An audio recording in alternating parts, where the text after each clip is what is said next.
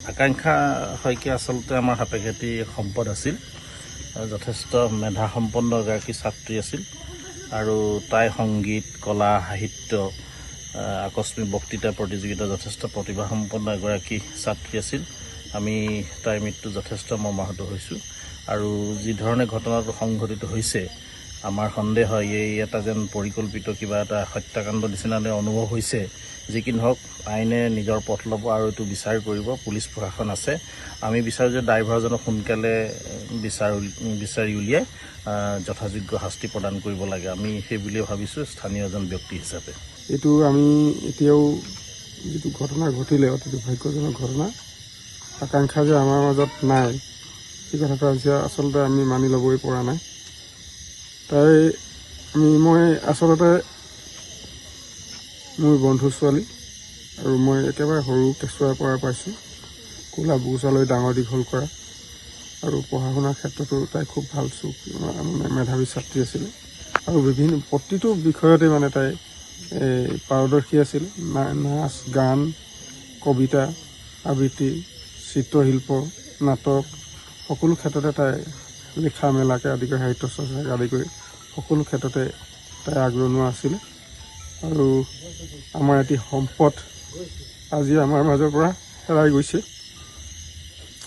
আৰু অতি দুৰ্ভাগ্যজনক কথা। এই কথাটোৱে আচলতে আমাৰ গোটেইখনৰ সকলোকে কন্দুৱাইছে। যদিও তাই আমাৰ মাজত নাই, আমি তাইক সদায় তাইৰ স্মৃতিখিনি আমি জীয়াই ৰাখিবলৈ আমি চেষ্টা কৰিব লাগিব। আৰু এটা কথা, এই দুৰ্ঘটনাবিলাক যি ধৰণে ঘটিছে ইয়াতে যথেষ্টখিনি প্ৰশাসনৰ কৰিবলগীয়া আছে বুলি ভাবিছোঁ আমি। আৰু অতি ৰহস্যজনক এটা পথ দুৰ্ঘটনা হৈছে। আমি CCTV ফুটেজবিলাকো দেখিছোঁ, বিভিন্ন সংবাদ মাধ্যমত প্ৰকাশ কৰিছে আৰু তাত পুলিচ প্ৰশাসনো তাতে উপস্থিত হৈছে। কিন্তু অতি দুৰ্ভাগ্যজনক কথা, আমাৰ এটাই কথা যে যিজন গাড়ী চালক তেওঁ গুৰুতৰভাৱে আহত হোৱা নাছিল আৰু তেওঁক পুলিচ প্ৰশাসনে পাইছিল আৰু তাইৰ বান্ধৱী লগৰ এগৰাকীও তাইৰ হস্পিটেলত য'ত দুৰ্ঘটনা ঘটিছিলে ওচৰতে থকা হস্পিটেলখনত দেখা পাইছিলোঁ বুলি কৈছিলে আৰু তাত পুলিচ প্ৰশাসনৰ মানুহ আছিলে।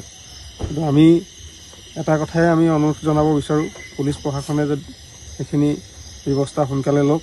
সেই মানুহজন তেওঁলোকৰ নিশ্চয় চিনাকি হ'ব আৰু তেওঁলোকে ধৰি লৈ তেওঁক উচিত শাস্তি দিয়ক আৰু এজন যুৱক হৈ পেলাই তেওঁ তিনিগৰাকীকৈ যুৱতীৰ যিটো দায়িত্ব লৈ পেলাই গৈছিলে, তেওঁ এই মৃত্যু মুখত পৰা তিনিগৰাকীকৈ দুৰ্ভগীয়া যুৱতীক এৰি পেলাই তেওঁ কিয় পলায়ন কৰিবলগীয়া হ'ল। আৰু তাত পুলিচ প্ৰশাসন আছিল, পুলিচ প্ৰশাসনে পাইছে। আমি CCTV যিটো ফুটেজ, এক্সিডেণ্ট হোৱাৰ প্ৰায় কেইছেকেণ্ডমানৰ পাছতে পিছফালৰ পৰা পুলিচ প্ৰশাসন গৈছে। ইতিমধ্যে সংবাদ মাধ্যমৰ বিভিন্ন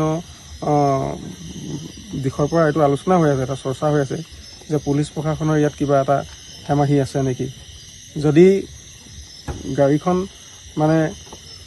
দুৰ্ঘটনাত পতিত হৈছে তেতিয়াহ'লে পুলিচ প্ৰশাসনে আহত যুৱতীকেইগৰাকীৰ লগতে নিশ্চয় চালকজনকো পাইছিল আৰু ইতিমধ্যে তাতে যে পুলিচ প্ৰশাসনৰ সন্মুখত এই চালকজন আছিল এই কথাটো প্ৰমাণিত হৈছে আৰু গতিকে তেওঁলোকে কিয় গুৰুত্ব নিদি পেলাই চালকজনক এই প্ৰকৃত ঘটনাটো উদঘাটন কৰিবৰ কাৰণে তেওঁক কাৰায়ত্ব কৰি নাৰাখিলে, সেইটো আমাৰ এতিয়া অলপ সন্দেহৰ চাবলগীয়া আছে, সন্দেহ হৈছে তেওঁলোকৰ ওপৰত। গতিকে তেওঁলোকৰ এতিয়াও আমি অনুৰোধ জনাইছোঁ এই দুৰ্ভগীয়া পিতৃ মাতৃ